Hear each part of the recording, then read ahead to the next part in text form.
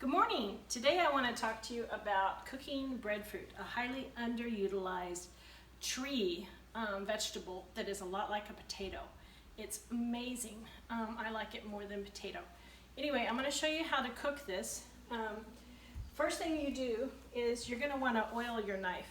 And it's good if when you pick breadfruit that you wait 24 hours because it's very sappy when you pick it. The sap is very sticky. But when you wait, you don't have as much sap.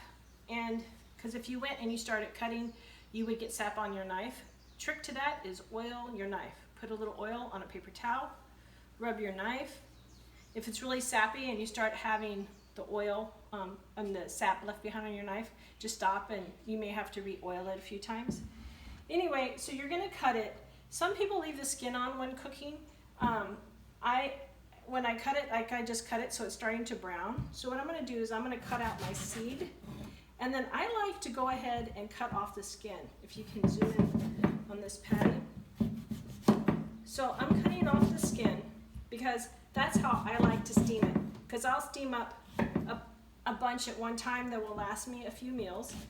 I'm gonna chunk it and then I soak it in water with salt. Oops, and I forgot to add my salt. So I'm gonna add some salt to the water. I'm not sure why that is done, but this is what I was told to do. And I find that following how things are traditionally done sometimes are the best thing to do. Anyway, so you're gonna cut it like this, cut out the seed, cut off the skin. Whoops. Every once in a while, right next to where the seed is, when you cut it, it might have some spots that look a little odd. They kind of, if you can zoom in on this patty, they have like this little thing right here. I don't know what that is. I usually tend to cut that out if I see that to get a nice, clean, fresh. So I get it here soaking in salt water. I was told that if you put it in salt water immediately after you cut it, that it'll help it retain its nice color. And but I think it's also important if you at least wait a day so that you're not having the sap come out, because that might also affect the color. Then I simply steam it. So I put it over here. I have this kind of steamer. You would normally let these soak for 5 minutes or something, not very long.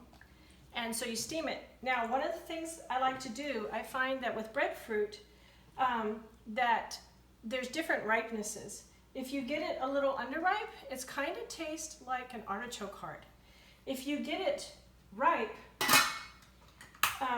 where the preferred ripeness is, it'll feel more starchy like a potato and have more of that kind of consistency.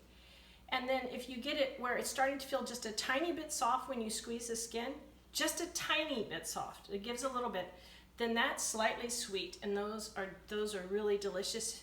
Because after you steam it, if you then slice it up thinly, you can then later, and you can keep that in the fridge, you can later slice that up thinly and fry it with some coconut oil.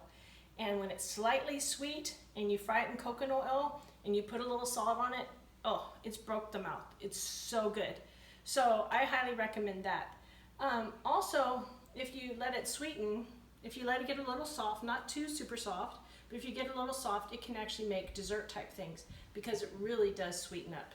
So, but like my friends Ellie and Clint, who have a website or a link called West Kauai Farms, they mentioned that when you are sweetening or ripening your fruit, that there will come a point where it just goes off really fast and becomes way too soft. So if you're getting it soft, you just want it just a little soft to the touch so you can cut it and manipulate it and use it. But you can use it anywhere in that spectrum. So I want to encourage you right now to breadfruits. A lot of local people, I'm surprised, they let the fruit fall on the ground. They don't cook it.